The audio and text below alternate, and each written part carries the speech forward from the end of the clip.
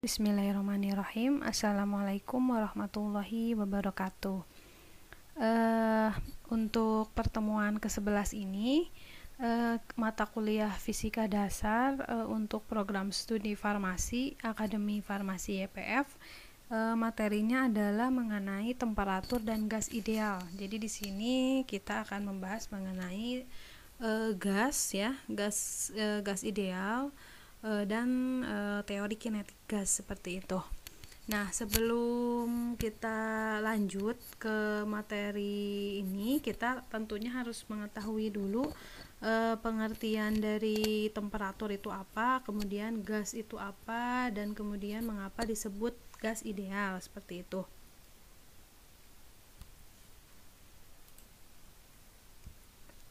Nah, kita bahas dulu mengenai temperatur ya. Jadi untuk temperatur itu apa? Itu adalah berupa ini ya, derajat panas. Jadi bisa dilihat di layar di sini ada beberapa alat ukur untuk mengukur derajat panas. Itu ada termometer ya. Jadi derajat panas ini bisa terukur apakah panasnya itu di sini ada 36,5, kemudian di sini berapa seperti itu. Itu bisa diukur dengan alat yang dinamakan dengan termometer. Nah, jadi temperatur itu atau derajat panas itu bisa diukur dengan menggunakan alat ukur. Yang pertama itu termometer. Kemudian di sini ada gambar selanjutnya itu adalah rotary evaporator. Jadi jika sudah melaksanakan penelitian gitu ya, mungkin Anda bisa menggunakan alat ini gitu, tergantung dengan topik penelitian yang dipilih. Ini juga sama untuk mengukur derajat panas ya. Bisa mengukur derajat panas. Nah, kemudian untuk cara yang paling sederhana ya untuk mengukur derajat panas itu adalah seperti ini. Jadi kita rasakan apabila sudah panas berarti temperaturnya itu sudah naik seperti itu. Nah, jadi apa itu temperatur? Temperatur itu adalah ukuran panas suatu benda atau bahan atau zat. Nah, di sini apa bedanya benda, bahan maupun zat? Kalau misalnya benda kan kita merasakan misalnya ada ini ya, tangan dan kettle ini. Panasnya bisa terukur. Kemudian benda lain misalnya kita punya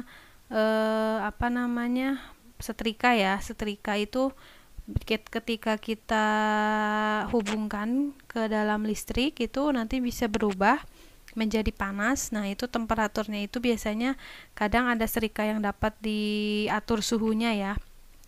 Nah, kemudian kalau misalkan bahan itu misalnya saya memanaskan air misalnya. Kemudian ketika mendidih berarti panasnya berapa gitu, dapat diukur itu oleh temperatur. Nah, skala temperatur itu apa? Jadi kan di termometer itu kan terukur skalanya ya. Jadi itu tuh adalah representasi angka derajat panas untuk mempermudah. Contohnya ketika kita ingin mengetahui titik didih air itu skalanya berapa misalnya. Kemudian kita ingin mendapatkan suatu benda misalnya atau suatu bahan dengan panas tertentu, itu kan berarti kita butuh alat yang dapat mengukur skala temperatur. Nah, contohnya itu termometer tadi ya yang sudah kita lihat gambarnya. Nah, kemudian jenis skala temperatur itu ada Celsius, ada Kelvin, ada Fahrenheit, ada Reaumur dan ada Rankine dan lain-lain. Nah, di sini satuan internasional untuk skala temperatur itu adalah Kelvin. Nah, maksudnya SI ini apa? Jadi ini satuan yang merepresentasikan temperatur di berbagai jenis besaran gitu. Maksudnya ketika seperti misalnya panjang itu satuan internasionalnya atau SI-nya itu meter gitu. Misalnya berat itu kilogram. Nah, untuk temperatur itu adalah Kelvin seperti itu. Nah, jadi bab ini nanti akan teraplikasikan di praktikum fisika dasar kita di bab zat dan kalor. Jadi materi kuliah kita ini diaplikasikannya itu di praktikum fisika dasar. Nah, kalau untuk yang ini di bab ketiga ya kalau tidak salah. Nah, kita lanjutkan. Untuk temperatur itu kan tadi ada beberapa macam ya. Temperatur itu ada skalanya itu skala temperatur itu kan ada Celsius, ada Kelvin, ada Fahrenheit, ada Rankine ini ya, Kelvin, Celsius, Rankine dan Fahrenheit. Nah, di sini kita harus mengetahui titik beku dan titik didih air pada berbagai jenis skala ini. Kenapa? Karena ini akan membantu kita ketika melakukan konversi temperatur. Karena mungkin ada yang masih ingat ya, ketika kita belajar fisika di sekolah menengah atas, mungkin sudah pernah tahu mengenai konversi skala. Ketika kita punya datanya itu Celsius, tapi kita inginkan datanya berupa Kelvin, itu bisa diubah. Nah, diubahnya itu bagaimana? Dengan mengetahui titik beku dan titik didih air pada berbagai jenis skala. Jadi ketika air diukur oleh skala temperatur Celsius, ini titik bekunya ini ya, freezing point of water itu titik bekunya di 0 derajat dan boiling pointnya itu di 100 derajat. Jadi titik bekunya di 0 derajat, titik didihnya di 100. Nah, begitupun Kelvin, berarti Anda sudah bisa membaca ya.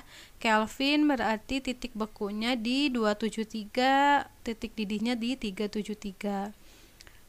Kemudian Rankine titik bekunya di 492 dan titik didihnya di 672. Kemudian Fahrenheit titik bekunya di 32 dan titik didihnya di 212. Nah, keterangan ini untuk apa? Untuk mengetahui bagaimana rumusan untuk melakukan konversi temperatur. Kalau misalnya di sekolah menengah atas kan di bab fisika itu kita langsung ya tahu rumusan akhirnya. Misalkan jika Celsius ke Fahrenheit begini misalnya, atau dari Fahrenheit ke Celsius begini gitu. Nah, kalau di universitas kita lebih ditekankan untuk mengetahui mengapa atau dari mana rumus tersebut berasal, seperti itu. Nah, untuk konversi skala bisa dilihat ya di sini ada Celsius ke Fahrenheit, kemudian ada Celsius ke Kelvin. Nah, kita bahas dulu ini di Celsius ke Fahrenheit ya. Kita lihat di sini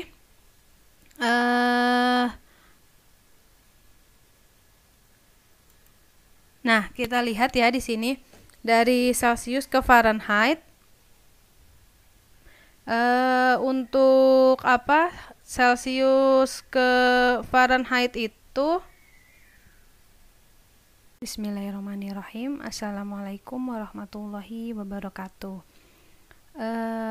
Untuk pertemuan ke-11 ini mata kuliah fisika dasar untuk program studi farmasi Akademi Farmasi YPF, materinya adalah mengenai temperatur dan gas ideal. Jadi di sini kita akan membahas mengenai gas ya, gas ideal dan teori kinetik gas seperti itu.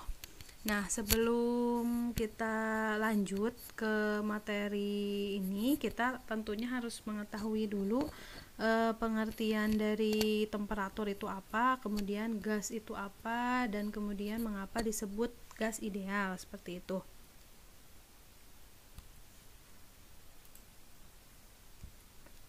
Nah, kita bahas dulu mengenai temperatur ya. Jadi untuk temperatur itu apa? Itu adalah berupa ini ya, apa namanya, derajat panas. Derajat panas. Jadi bisa dilihat di layar. Di sini ada beberapa alat ukur untuk mengukur derajat panas. Itu ada termometer ya.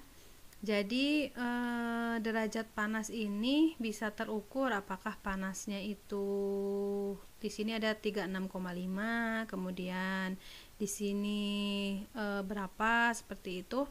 Itu bisa diukur dengan alat yang dinamakan dengan termometer.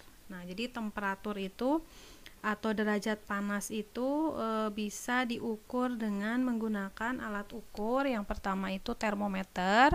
Kemudian di sini ada gambar selanjutnya itu adalah rotary evaporator. Jadi jika sudah melaksanakan penelitian gitu ya, mungkin Anda bisa menggunakan alat ini gitu, tergantung dengan topik penelitian yang dipilih.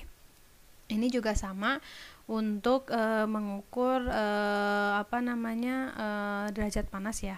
Bisa mengukur derajat panas. Nah, kemudian untuk cara yang paling sederhana ya untuk mengukur derajat panas itu adalah seperti ini. Jadi kita rasakan apabila sudah panas berarti temperaturnya itu sudah naik, seperti itu. Nah, jadi apa itu temperatur? Temperatur itu adalah ukuran panas suatu benda atau bahan atau zat.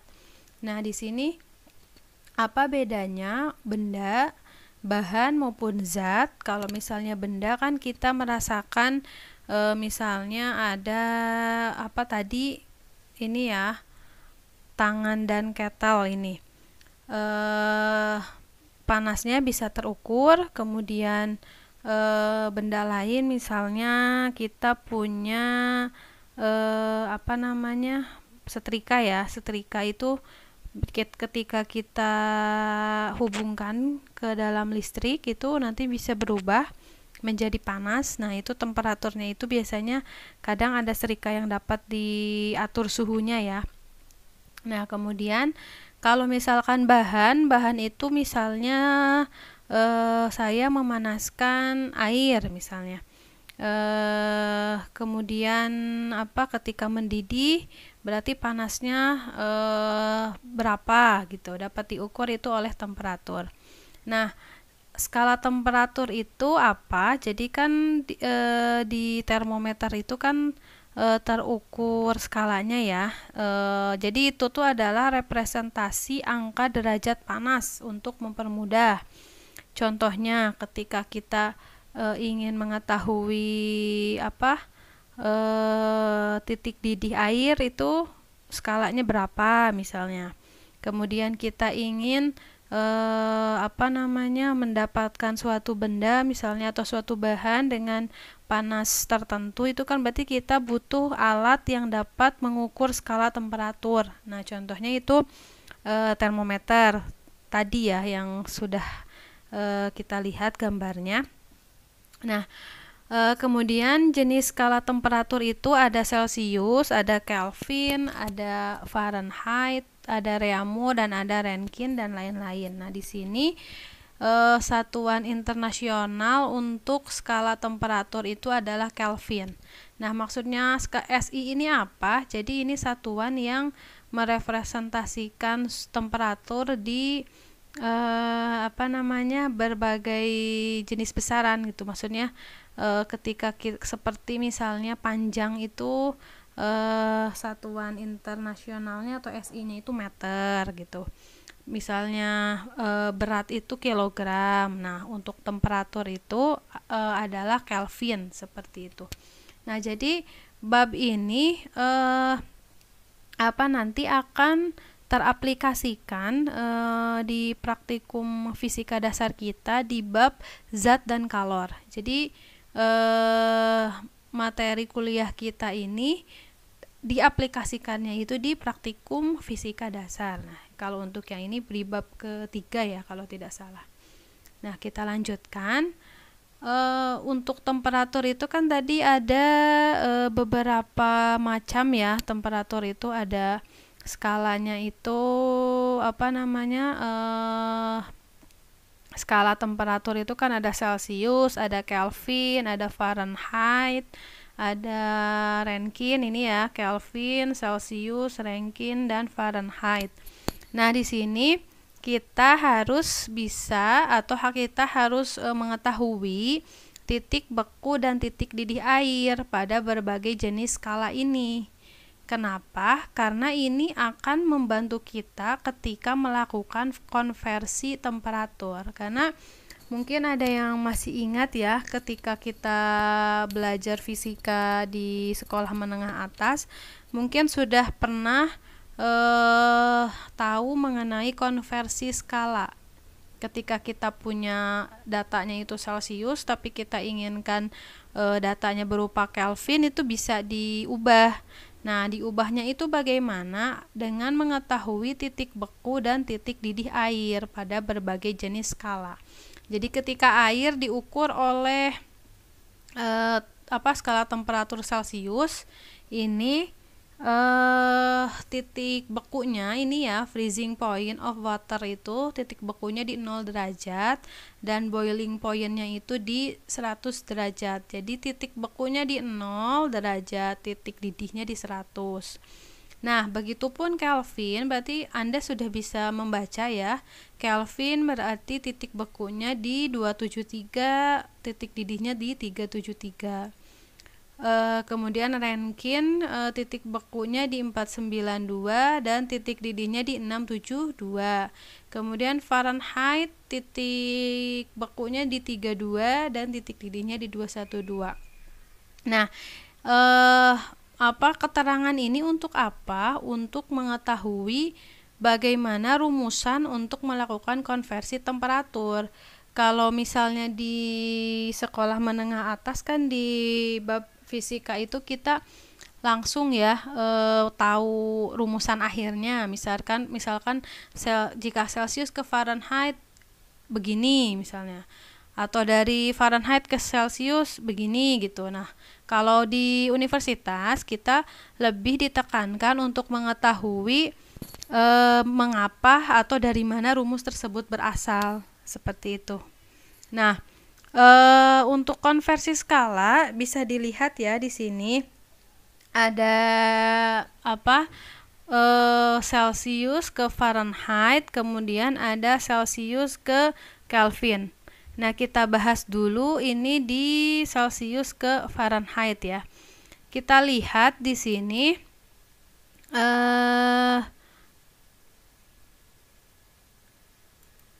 nah, kita lihat ya di sini dari Celsius ke Fahrenheit.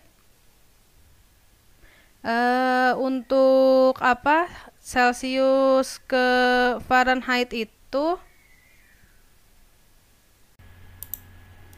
Nah, jadi kita lihat di sini ada beberapa persamaan ya.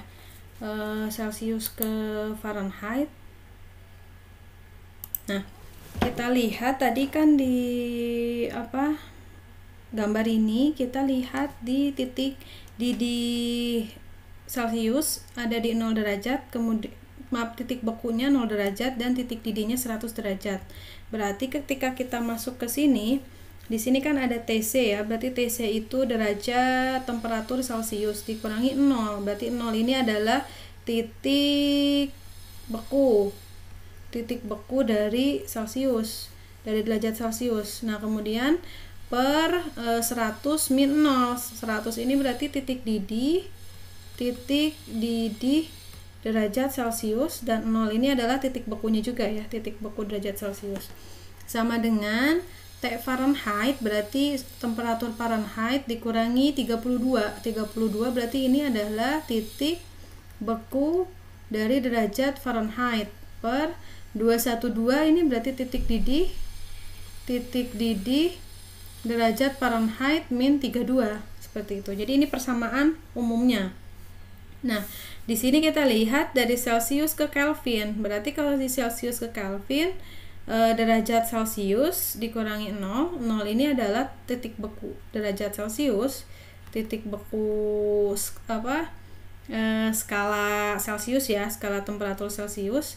Kemudian 100 min 0. 100 ini titik didih berarti ya, titik didih untuk Celsius dikurangi 0, ini titik bekunya. Nah, Kelvin bagaimana? Berarti Kelvin juga kita lihat ini 273 itu ini titik beku di derajat Kelvin.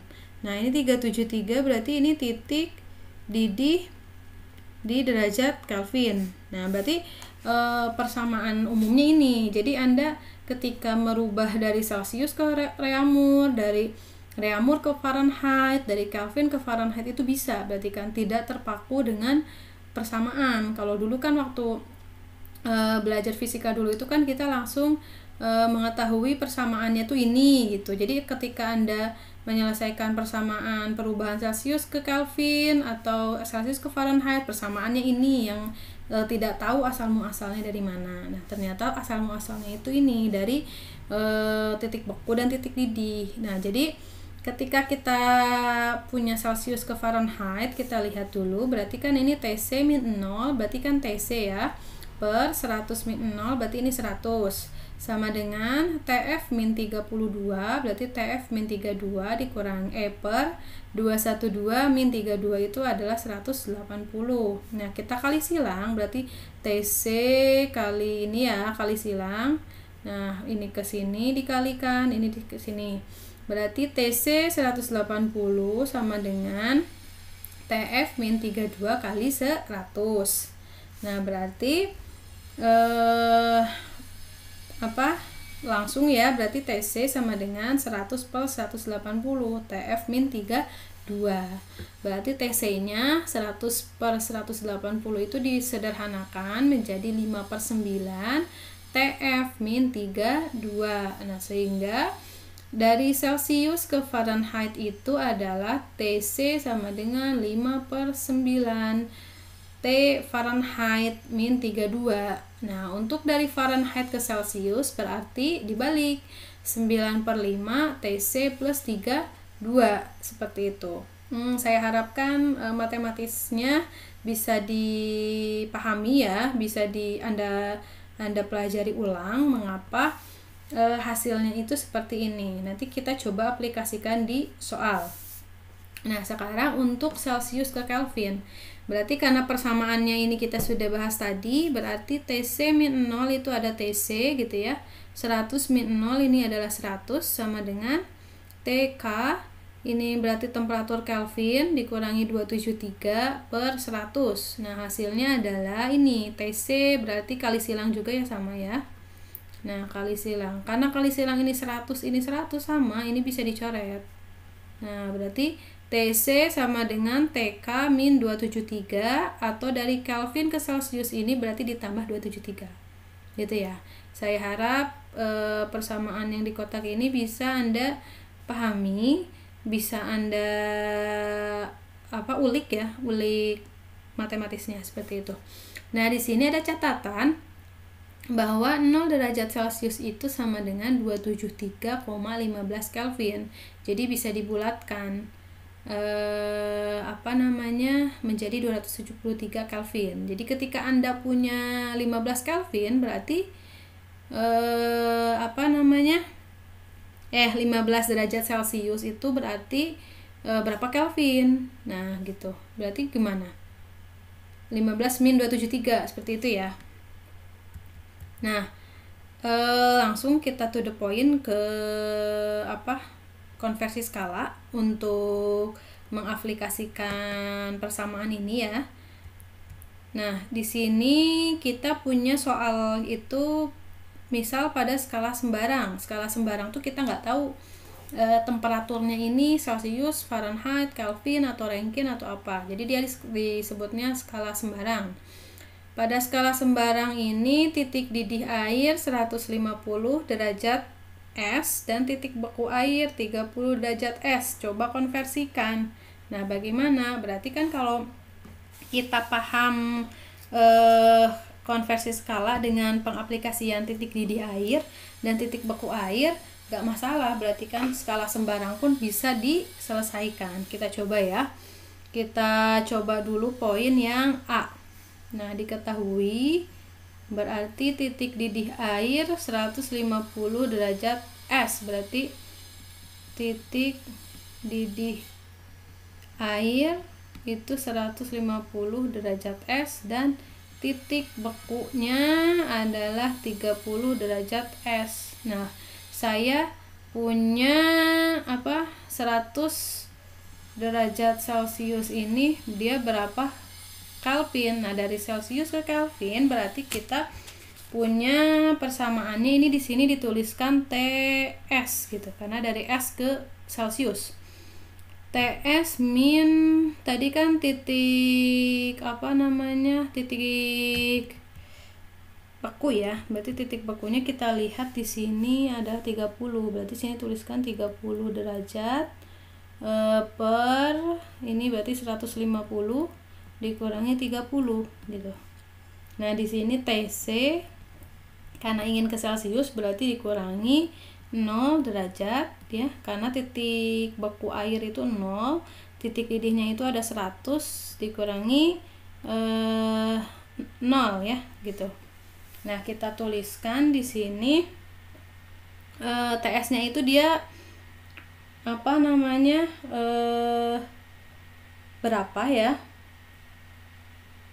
Berarti TS min 30 per 150 dikurangi 30. 150 dikurangi 30 itu adalah 20 ya.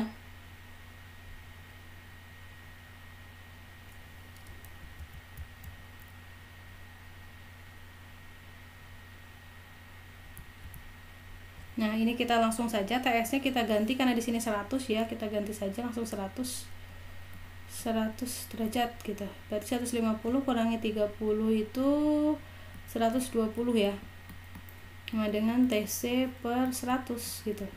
Nah, berarti 100 kurangi 30 itu 70 per 120 sama dengan TC per 100 gitu. Berarti 100 kali 70 per 120 itu adalah TC. Kita coret. Nah, berarti adalah 700 per 12 itu adalah hasil nilai TC.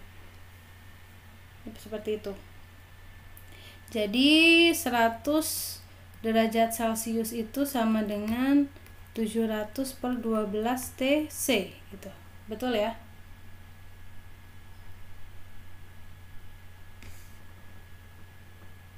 Nah, sekarang kita coba yang B. Yang B, berarti tadi kan yang B itu pertanyaannya berapa konversi skala 80 derajat Celcius ke skala sembarang. Berarti 80 derajat Celcius itu berapa derajat skala sembarang. Berarti kita punya T Celsius, karena di sini Celsius dulu ya, dikurangi titik titik bekunya itu 0 derajat, kemudian titik didihnya 100 ya. Air di temperatur Celsius ya. Dan titik bekunya 0. Nah, gitu. Karena kita punya yang ini tadi. Nah, di sini ada titik, kita fokus di Celsius karena permasalahannya ada di Celsius. Berarti ada titik beku air di 0 derajat dan titik didihnya di 100 gitu. Nah, itu adalah TS. TS-nya itu kita tuliskan saja dulu. TS dikurangi 30 derajat karena ini titik bekunya tadi 30. Kemudian titik didihnya tadi ada di 150 derajat dikurangi 30 gitu. Nah, berarti TC per karena TC nya 80 ya, jadi kita langsung tuliskan saja 80, berarti 80 per 100 gitu ya, masih derajat, sama dengan TS yang dicari itu min 30 derajat per 120 derajat. Nah, kita coret ya, ini berarti 8 per 10 gitu kali 120 sama dengan TS min 30 derajat. Nah, berarti TS sama dengan, nanti coba dikalkulasikan ya dengan menggunakan kalkulator. 0,8 berarti kali 120 gitu ya, ditambah 30 derajat, ini derajat ya. Nah, ini hasilnya berapa? Berarti itu adalah nilai TS-nya. Seperti itu. Mudah-mudahan bisa dipahami ya. Apabila saya menjelaskannya terlalu cepat, bisa, dan ada yang terlewat misalnya, bisa didiskusikan di waktu jam diskusi ya. Seperti itu. Jadi kita sudah coba membahas mengenai temperatur, kemudian skala temperatur, kemudian konversi skala, bagaimana. Nah, sekarang kita masuk ke gas ideal ya. Kenapa? Karena nanti kita membahas mengenai teori kinetik gas. Jadi kita bahas dulu mengenai gas ideal. Nah, di sini di gambar ada ya, terlihat. Nah, di sini kan ada sebuah kubus. Jadi ini visualisasi saja, visualisasi sistem gas di dalam ruang. Jadi ceritanya di dalam sistem ini terdapat gas. Nah, di dalam gas ini dia tidak terlihat ya secara kasat mata, tapi mungkin bisa dirasakan dengan hal lain, misalnya dengan indera penciuman seperti itu dan lain-lain. Nah, di sini gas itu dia melakukan pergerakan ya, tidak hanya berdiam saja, mereka bergerak, bisa saja mengalami tumbukan misalnya dengan molekul gas lain, bisa terjadi seperti itu pergerakan molekul gasnya. Nah, gas ideal itu apa? Jadi gas ideal itu adalah sebuah konsep hipotesis atau idealisasi sistem gas sebagai penyederhanaan dari sistem gas nyata atau real. Karena kan kalau misalnya kita membayangkan konsep gas itu kan agak sedikit sulit ya, karena kita tidak bisa melihat secara kasat mata gas itu sebanyak apa, bentuknya kayak gimana gitu loh.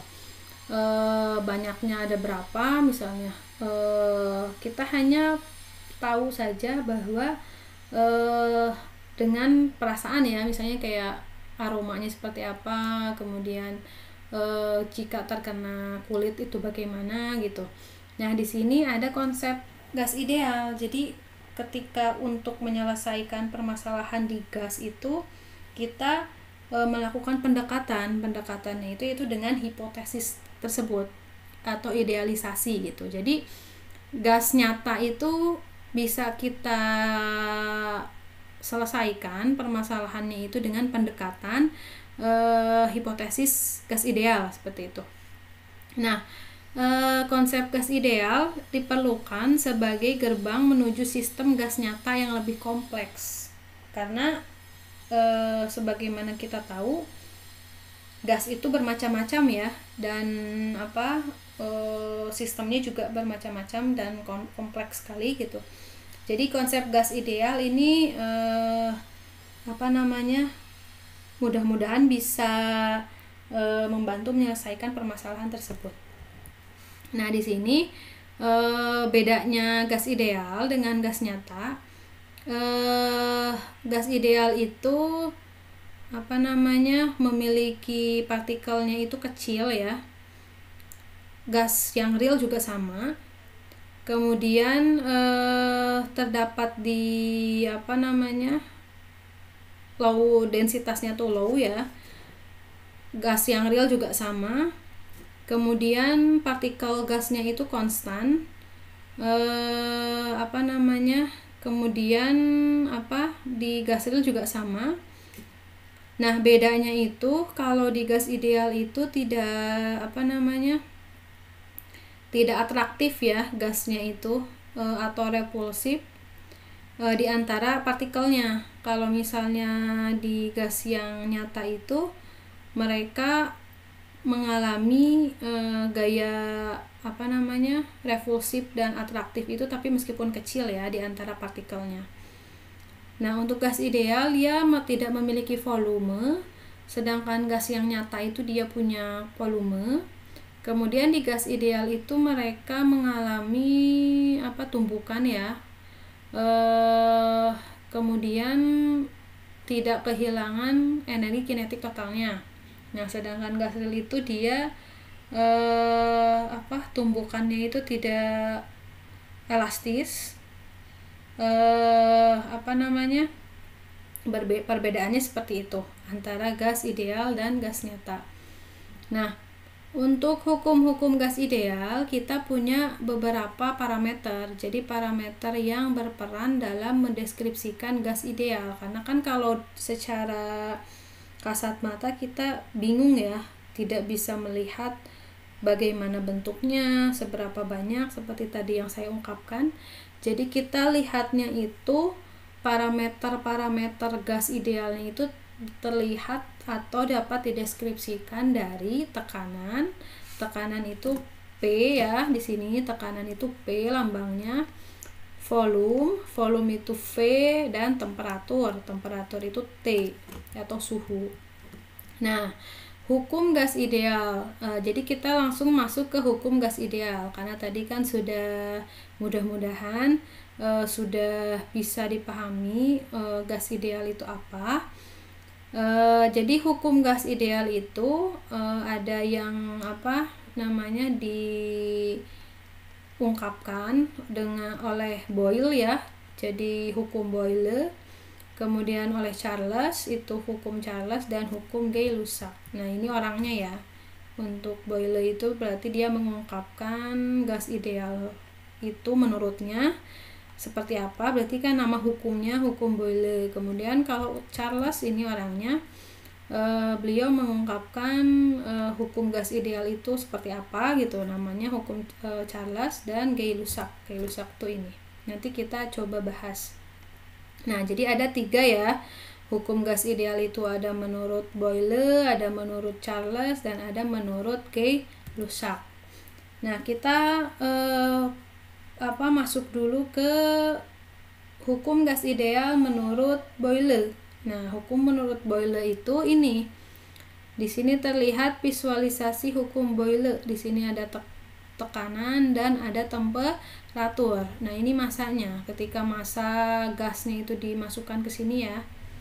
Nah, akan kemudian terjadi kenaikan tekanan, atau misalnya kenaikan tekanan berarti nanti temperaturnya berubah. Nah, di sini berarti kondisinya sejumlah gas pada temperatur itu T-nya konstan. Jadi yang dimainkan ini di sini tekanannya. Jadi ketika massanya itu sekian misalnya, kemudian tekanannya saya ubah-ubah dengan temperaturnya itu tetap konstan atau T-nya itu konstan, bagaimana nilai volumenya? Berarti volumenya berubah.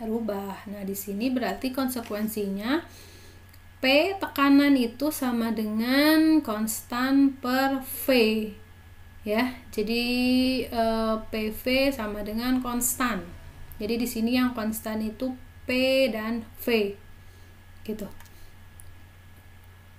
Jadi di sini terlihat nih grafiknya ya. Jadi kalau misalnya volumenya tinggi berarti tekanannya juga tinggi, tapi kalau misalnya volumenya rendah tekanannya juga rendah. Jadi mengikuti volume ini mengikuti tekanannya, seperti itu. Nah, kita masuk ke hukum Charles. Jadi ini menurut Charles. Ketika ada massa ya yang dimasukkan ke dalam sistem ini, dia melakukan percobaannya itu tekanannya ini konstan. Nah, tekanannya konstan sehingga temperaturnya berubah-ubah. Kalau misalnya jadi yang dibuat parameter yang diubah-ubahnya itu dia di temperatur. Nah, konsekuensinya bagaimana? Jadi volume dan temperatur itu dia sebanding ya. Jadi kalau konstan, jadi V per T itu sama dengan konstan. V volume, kalau volumenya kecil berarti suhunya juga kecil. Kalau volumenya tinggi berarti temperaturnya juga tinggi di sini. Berarti V per T sama dengan konstan. Itu menurut Charles. Nah, sekarang Gay-Lussac juga melakukan percobaan. Tapi percobaannya itu sejumlah gas pada volume V itu konstan. Jadi yang dibuat konstannya itu adalah volumenya. Volume di sini berarti volume massanya. Nah, ketika volumenya itu dibuat konstan, berarti tekanan dan temperaturnya itu nilainya sebanding. Nah, jadi kalau tekanannya kecil, temperaturnya kecil, tekanannya besar, temperaturnya besar. Ini grafiknya ya, P terhadap T. Seperti itu, P per T sama dengan konstan. Nah, persamaan-persamaan ini dibahas itu untuk apa? Untuk mengetahui hukum gas ideal. Nah, jadi ketika ini P, V sama dengan konstan, ini kan tadi percobaan Boyle ya. Ini Boyle membuat atau melakukan percobaan itu yang dibuat parameter konstannya itu adalah tekanan dan volume. Kemudian Charles itu yang dibuat konstan adalah volume dan temperatur. Sedangkan Gay-Lussac itu yang dibuat konstan itu adalah tekanan dan temperatur P per T. Nah, kita gabungkan semuanya sehingga kita punya, karena ini P, V, dan P itu di atas ya. Karena ini kan misalnya ini diibaratkan per satu saja. Berarti di sini kita punya PV di atas dan T-nya itu sama-sama di bawah. Berarti PV per T tekanan, ini tekanan, ini V volume, ini T suhu, itu dibuat konstan gitu. Nah, konstan itu apa? Konstan itu ini. Jadi ada jumlah mol gas dan konstanta gas. Jumlah mol gas itu kan berarti berapa banyaknya mol gas tersebut, misalnya dalam satu sistem. Untuk R-nya itu nilainya ini selalu tetap 8,314 Joule per mol Kelvin. Ini satuan SI ya. Nah, sehingga kita punya persamaan untuk hukum gas ideal itu adalah PV per T sama dengan NR atau PV NRT. Nah, inilah yang selalu disebut dengan hukum gas ideal. Nah, jadi nanti ketika mahasiswa mendapatkan permasalahan mengenai gas ideal, misalkan berapa jumlah mol gas O2 dalam satu sistem ini misalnya. Nah, berarti langsung pakai ini hukum gas ideal ya, dengan syarat ini gasnya tuh gas ideal gitu. Berarti kalau berapa jumlah molnya, berarti N sama dengan PV gitu ya per RT. P-nya tekanan, V-nya volume, R-nya ini konstanta gas, T-nya itu temperaturnya, temperatur sistemnya. Seperti itu, mudah-mudahan bisa dipahami. Nah, kita to the point saja, langsung ke contoh ya.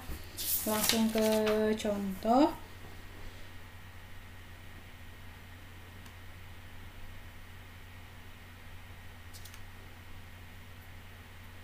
Langsung ke contoh ya. Sebuah ruang kelas berukuran 10 kali 3 kali 3 meter kubik.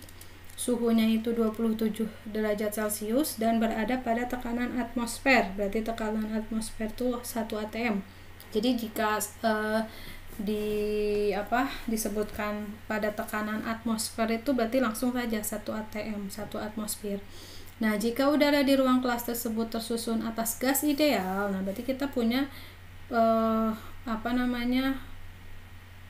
ini ya, kata kunci di sini gas ideal. Hitunglah jumlah mol gas yang mengisi ruang kelas tersebut. Berarti kita selesaikan, berarti diketahui ini berarti volume ya, karena meter kubik, berarti volumenya adalah 10 kali 3 kali 3, 3 kali 3 9, berarti 90 meter kubik, seperti itu.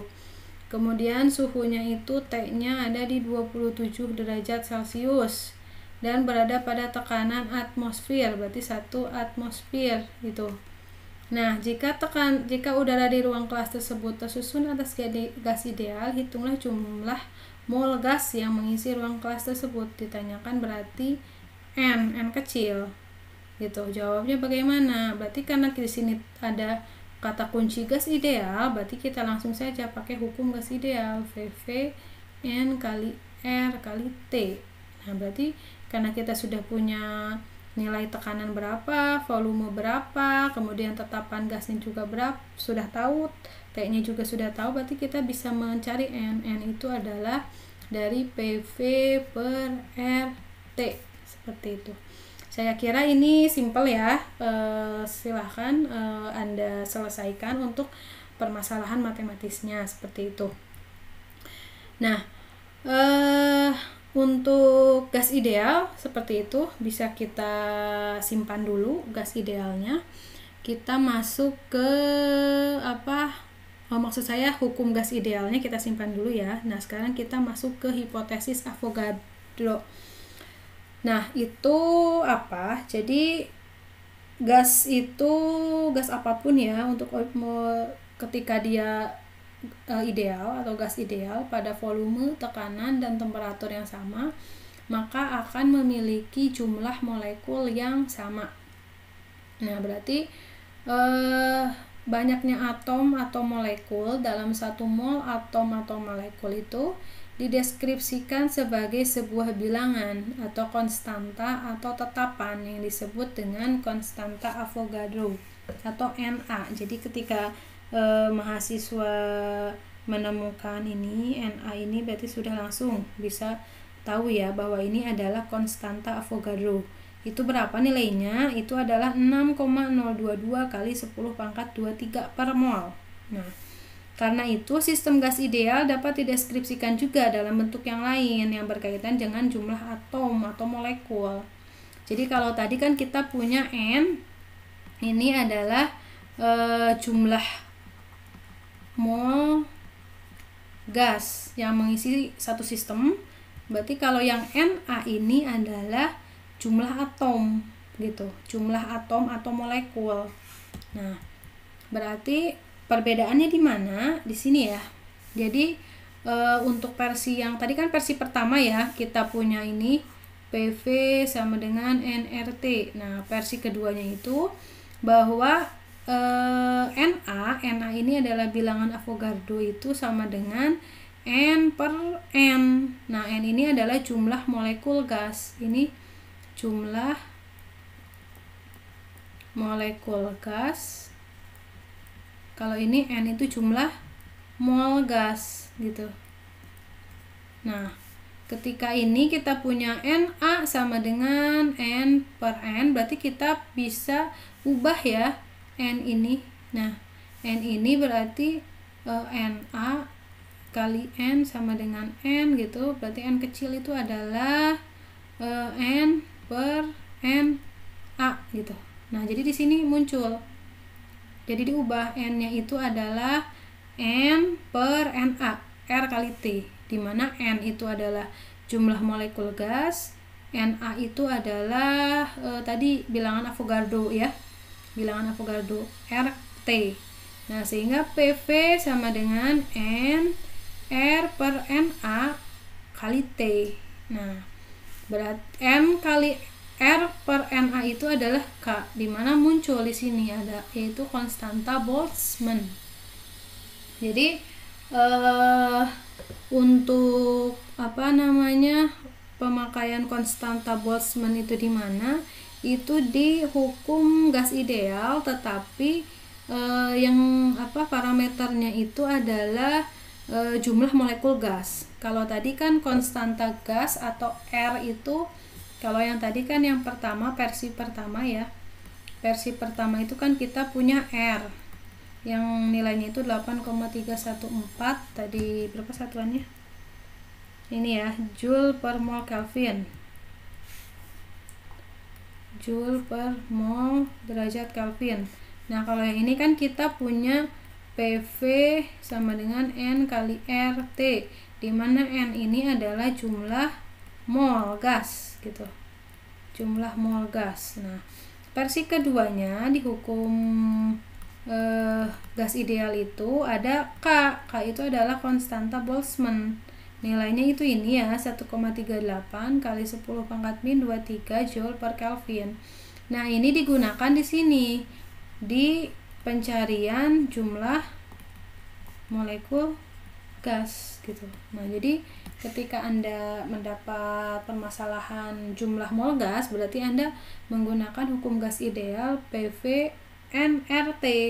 Tapi jika permasalahannya itu adalah mencari jumlah molekul gas, berarti VV sama dengan NKT, pakai konstanta Boltzmann. Nah, mudah-mudahan jelas ya. Nah, contohnya bagaimana? Kita langsung hitung banyak molekul pada soal nomor 1. Soal nomor 1 itu yang tadi ya, yang ini. Berarti kita punya PV NKT gini. Berarti molekul gas PV sama dengan N kali K kali T gitu. Berarti tadi volume diketahuinya